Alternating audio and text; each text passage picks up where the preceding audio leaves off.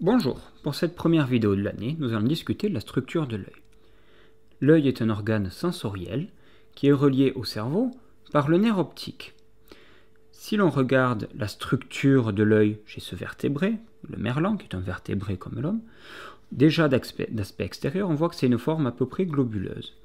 On voit aussi qu'il y a un disque noir que l'on appelle la pupille, par lequel la lumière va rentrer dans l'œil. Si l'on ouvre l'œil, le long de ce tracé de coupe, si on fait une coupe, on obtiendra une partie, un hémisphère postérieur et un hémisphère antérieur. Cet hémisphère antérieur portant la pupille. À l'intérieur de l'œil, que trouve-t-on?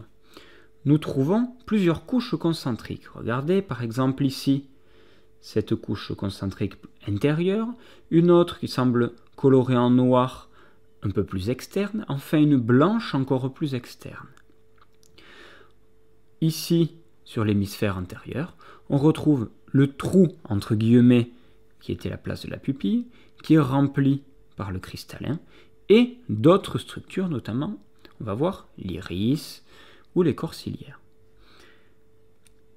Si l'on regarde un œil en coupe longitudinale, on retrouve les mêmes structures, à savoir cristallin, iris, ici la pupille, entre les parties de l'iris, et à l'intérieur du globe oculaire, différentes couches concentriques. Commençons par regarder la plus extérieure, la sclérotique. Cette sclérotique, mise en évidence ici en jaune-orange, c'est elle qui va permettre le maintien, le port de l'œil, c'est-à-dire c'est elle qui va permettre à l'œil de garder sa forme globulaire. Elle est résistante et elle permet aussi de protéger l'œil.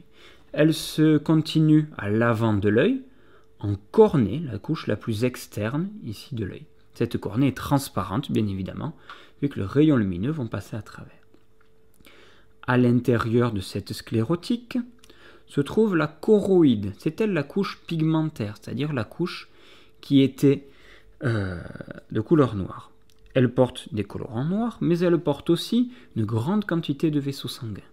Cette grande quantité de vaisseaux sanguins pour alimenter notamment la rétine, que l'on verra plus tard.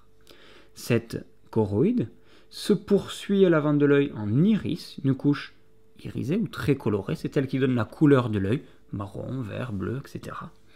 Et elle porte le cristallin. Ce cristallin relié à la choroïde par des petits câbles, si l'on veut, des petits ligaments, qui vont permettre de modifier des paramètres du cristallin. Le cristallin, il est justement déformable. On verra ça un petit peu plus tard. Encore plus à l'intérieur, la couche la plus interne est la rétine. La rétine est une couche qui est sensible à la lumière. On dit qu'elle est photosensible. Cette rétine est faite de type cellulaire particulier que nous verrons dans la suite du cours et est reliée au nerf optique. Ce nerf optique dont on a dit qu'il reliait lui-même le globe oculaire au cerveau. La lumière rentre dans l'œil en suivant le trajet matérialisé par la flèche jaune ici. Le long de cet axe, elle va traverser plusieurs couches. La cornée, l'humeur aqueuse, le cristallin, l'humeur vitrée. Les humeurs sont des liquides gel que l'on trouve à l'intérieur de l'œil et qui sont des milieux transparents. La lumière va ensuite toucher la rétine, la couche la plus interne des trois couches, rétine, choroïde, sclérotique, du globe oculaire. Ainsi, pour que la lumière arrive à l'intérieur du globe oculaire toucher la rétine, il faut que tous les milieux qu'elle traverse soient parfaitement transparents. Sinon, la lumière sera atténuée. Dans l'œil, on peut dire que le cristallin fait office de lentille. Il va modifier la direction des rayons lumineux qui vont passer à travers lui, va les faire converger vers la rétine centrale, un point qu'on appelle la fovea ou la macula. On voit en effet cet effet de déviation de rayons lumineux du cristallin car il a un effet de loupe. Regardez sur cette image, on voit bien qu'il y a un effet loupe à l'endroit où ce cristallin de bœuf est posé.